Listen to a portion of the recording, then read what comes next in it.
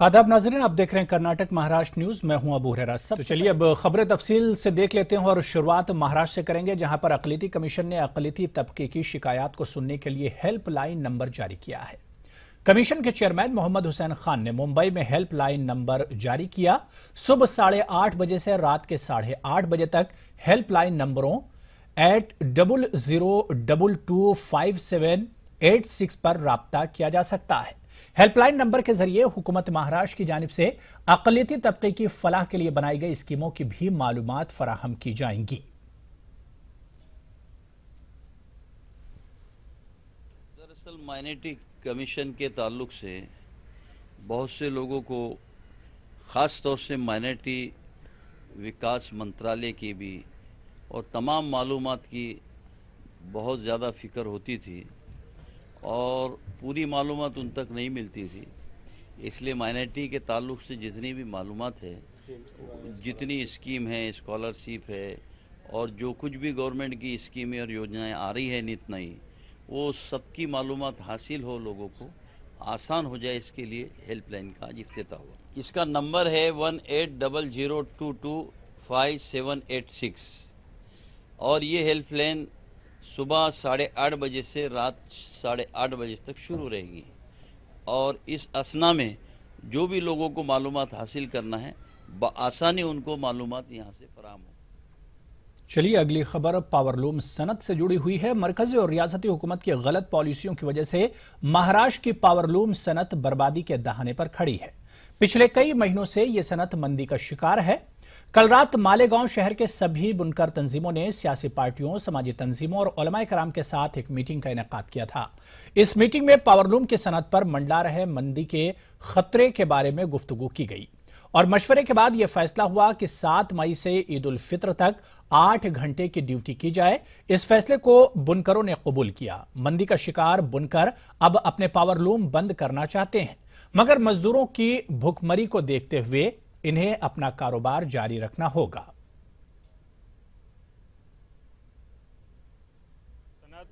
बिल्कुल पूरी तरह तबाह और बर्बाद हो चुकी है। हमारे शहर के तमाम ही पावरलूम मजदूर, हमारे जो पावरलूम मालक हैं, सब एकदम बर्बाद हो चुके हैं और यहाँ पर भूखमरी का शिकार हो रहे हैं। लेकिन हमें बहालत मजबूरी उनका कैसे भी उनका पेट पानी चले, उनकी रोजी रोटी चले, इसके लिए मजबूरन हमें अपना कारोबार नुकसान पर भी जारी रखना पड़ रहा है। लेकिन हम गवर्नमेंट की जो पॉलिसी से हमारा माल एक्सपोर्ट नहीं हो पा रहा है, तो हम बंद तो नहीं कर सकते। इसलिए 8-8 घंटे के हम कम से कम प्रोडक्शन करके 8-8 घंटा ड्यूटी करके, यानी एक दिन में 16 घंटा हम हमारा कारोबार चालू करके हमारे बच्चों का पेट पानी पले, इसलिए हम लोग ये कारोबार सिर्फ जारी रख रहे हैं। और आपके माध्यम से हम सरकार को बोलना चाहते हैं कि आप पावरलूम सनत पर नजर रखें, वरना पूरा हिंदुस्तान बर्बाद हो जाएगा अगर ऐसे ही रहा तो। आगे बढ़ेंगे। खबर नांदेड़ से है, जहां शदीद गर्मी के सबब आग लगने के वाकयात में इजाफा देखा जा रहा है। इसी सिलसिले में ईदगाह रोड पर एक मकान में अचानक आग लग गई। आग से कोई जानी नुकसान तो नहीं हुआ, लेकिन हजारों का माल जलकर खाकिस्तर हो गया। चश्मदीदों का मानना है कि सुबह सफाई करने वाली खवातीन ने कचरे के ढेर को जलाया था, जिससे उठने वाली चिंगारी से यह हादसा हुआ। आग की चिंगारी ने मकान के तल घर में बैलों के चारे को जला दिया। फायर ब्रिगेड अमले की 2 गाड़ियों ने 2 घंटे में आग पर काबू पाया।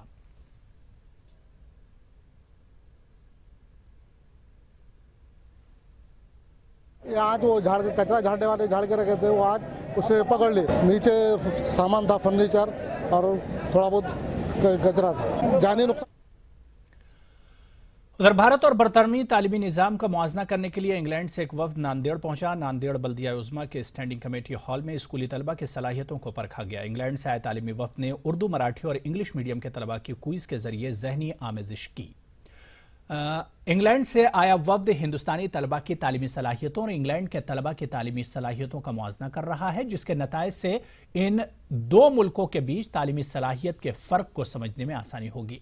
इसका फायदा आने वाली नस्लों को दोनों मुल्कों में तालीम के हुसूल में आसानी के जरिए मिल सकता है।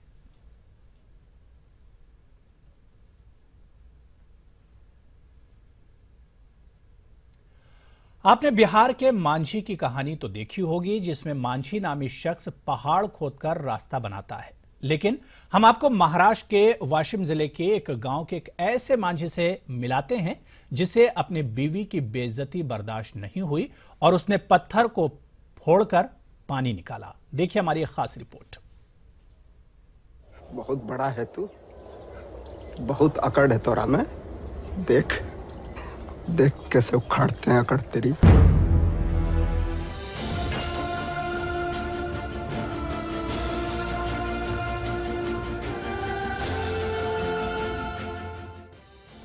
वाशिम जिले का ये कमलेश्वर गांव आबी किल्लत से दो चार है। गांव की ख्वातीन दूर दराज से पानी लाती हैं। चंद रोज पहले जब बापू राव नामी शख्स की बीवी पानी लाने किसी कुएं पर गई तो कुएं के मालिक ने संगीता को कुएं से पानी लेने से मना कर दिया। साथ ही कुसुम को जलील करते हुए उसके बर्तन भी फेंक दिए।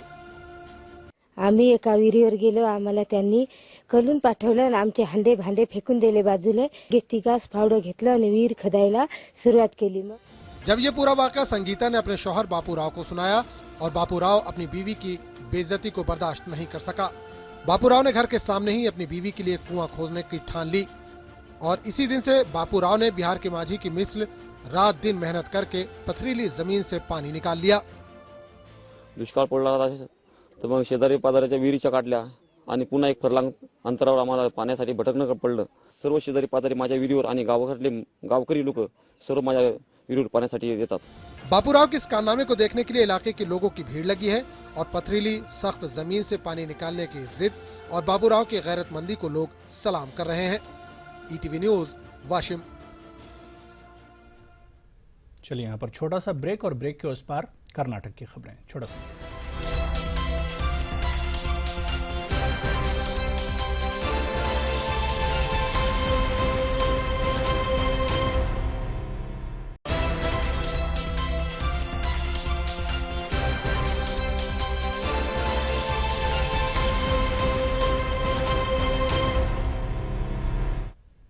ब्रेक के बाद कर्नाटक की खबरों की तरफ बढ़ते हैं। सबसे पहले सुर्खियों पर एक नजर।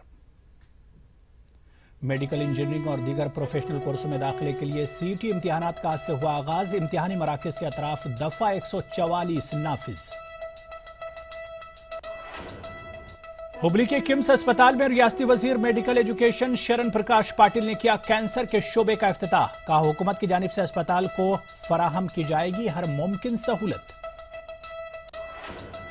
बेलगाम में पानी का पाइप टूटने के सबब हजारों लीटर पानी जाए। खुशकसाली से मुतासर अफराद ने महकमे वाटर बोर्ड के ओहदेदारों के तरीक़ेकार पर किया नाराजगी का इजहार।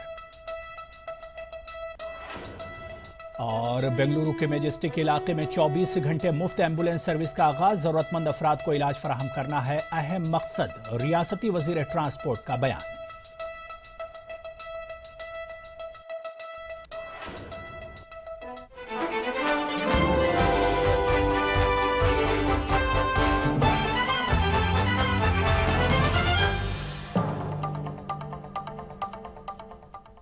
तो सबसे पहले बात सीईटी इम्तिहानों की करेंगे। मेडिकल इंजीनियरिंग और दीगर प्रोफेशनल कोर्सेज में दाखिले के लिए आज से कर्नाटक में सीईटी यानी सेट इम्तिहान का आगाज हो गया, जो 3 दिन तक जारी रहेगा।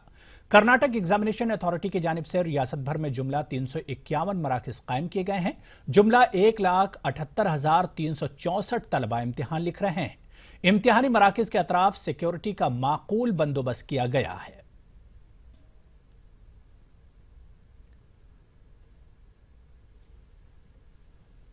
तो उधर रायचूर में भी सीईटी इम्तिहान के लिए जुमला 6 इम्तिहानी मराकज कायम किए गए हैं। डिप्टी कमिश्नर रायचूर ने बताया कि इम्तिहान के दौरान नकल रोकने के लिए इकदाम किए गए हैं। दूसरी जानिब इम्तिहानी मराकज के करीब दफा 144 नाफिज है। इम्तिहान हॉल में मोबाइल, घड़ी और दीगर इलेक्ट्रॉनिक अशिया के इस्तेमाल पर पाबंदी आयद कर दी गई है। उम्मीदवारों को वक्त से आधा घंटा पहले ही इम्तिहानी मरकज पहुंचने की हिदायत दी गई है। ताखिर से पहुंचने वाले तलबा को इम्तिहान लिखने की इजाजत नहीं होगी।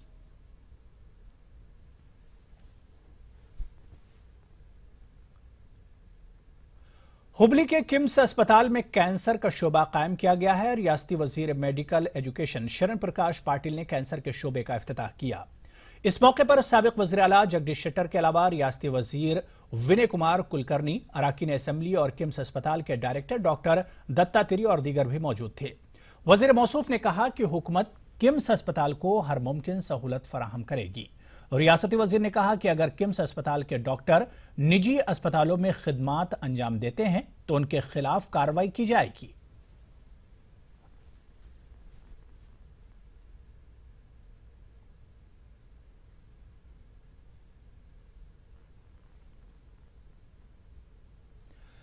बेंगलुरु के समाजी कारकुन सैयद जफरुल्लाह की जानिब से 15 मई को इज्तिमाई शादियों का एहतमाम किया जा रहा है। ईदगाह बिलाल में 30 जोड़ों की इज्तिमाई शादियां होने वाली हैं। समाजी कारकुन सैयद जफरुल्लाह गुज़िश्ता 13 साल से अपने ज़ाती खर्च से इज्तिमाई शादियों का एहतमाम करते आ रहे हैं। मकामी अवाम इन्हें शादी वाले जफरुल्लाह के नाम से भी जानते हैं। 13 साल से मैं इज्तिमाई शादियाँ कर लेके आ रहा हूँ। ये मैं सर्वे ख़ास से करता हूँ। मुझे अरमान थी कि कौम के लिए कुछ ऐसा काम करूँ मैं जो भाई को बच्चे के वास्ते कुछ काम में आऊँ, आखिरत के वास्ते आखिरत बनाना था मुझे। और मैं जब गरीब देखता तो बहुत एहसास होता जो उनके पास माँ बाप के पास कुछ भी नहीं रहता था। तो यहाँ पर रुकेंगे छोटे से ब्रेक के लिए।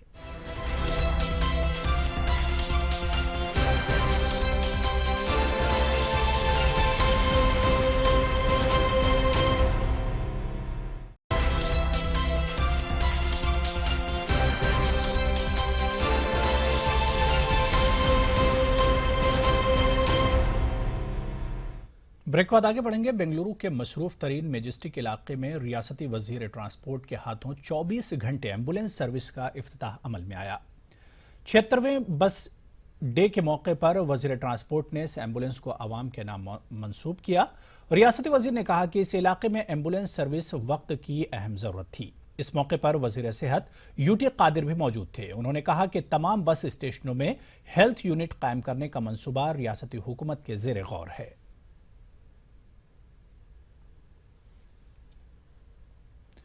रब इस्लाम उजागर सोसाइटी गुलबर्गा में गरीब और मुफलिस खवातीन को सूद के चुंगल से निजात दिलाने में जुटी हुई है। सोसाइटी के जिम्मेदारान जरूरत के मुताबिक खवातीन को बिला सूदी कर्ज देते हैं और किस्तों में इस रकम को लिया जाता है। अब्दुल रऊफ नामी शख्स टूटी फूटी उर्दू लिख और पढ़ लेते हैं। रब इस्लाम उजागर सोसाइटी के नाम से एनजीओ चलाते हैं। गरीब मुस्लिम बेसहारा खवातीन इस सोसाइटी के मेंबर्स हैं।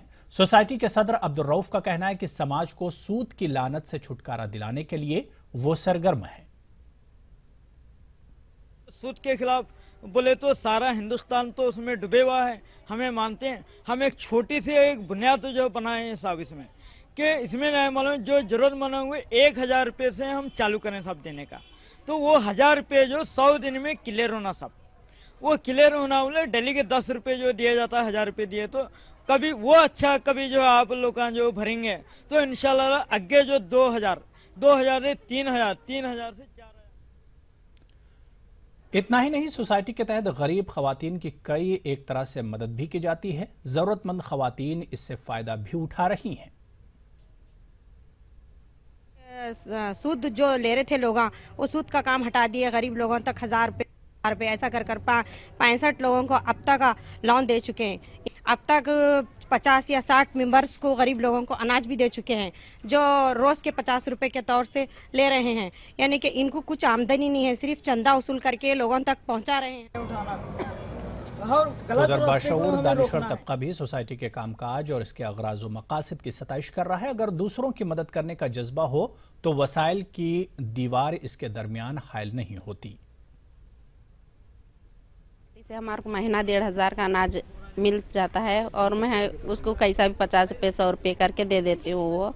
और मेरे 20 मेंबर्स है, वो 20 मेंबर्स को भी उनको 20 एक हज़ार रुपये मैं दे चुकी। ये इस्लाम से मैं लेके दे चुकी उनको भी, वो भी बगैर सूद से जितना हो सके उतना 50-100 आके भर देते हैं। वो हमारे जितनी ज़रूरत है उतना अनाज मिल रहा और हर महीने का और पैसे जितनी ज़रूरत है उतने दे रहे हैं। 1000-2000 सहूलत से ले रहे हैं। हमारे बहुत मदद मिली रही पैसे। इनके कारनामे कुछ देखने को मिले और ये लोग जिस तरीके से इस काम को अंजाम दे रहे हैं, मुझे वो एक बात पसंद आई कि चलो अच्छा है कि आज के माशरे में जो हमारी माएँ बहनें जो भी गरीब लोग हैं उनके लिए जो बगैर किसी मुनाफे के ये लोग जो मदद कर रहे हैं, तो मुझे ये। कर्नाटक में खुश्क साली से आवाम परेशान है। खुश्कसाली से मुतासरा इलाकों के अवाम बूंद बूंद पानी को तरस रहे हैं। बेलगाम में पानी का पाइप टूट जाने से हजारों लीटर पानी ज़ाय हुआ है। खुश्कसाली से मुतासरा अवाम ने ओहदेदारों को इसके लिए जिम्मेदार बताया है। आप देखिए हमारी एक खास रिपोर्ट और मुझे दीजिए इजाजत। आदाब। कर्नाटक के बेशतर इलाके खुश्कसाली से मुतासिर हैं। खुश्कसाली से मुतासिरा इलाकों के अवाम बूंद बूंद पानी को तरस रहे हैं। दूसरी जानिब बेलगाम शहर को पानी सप्लाई करने वाला पाइप टूट गया, जिसके सबब हजारों लीटर पानी ज़ाया हुआ है।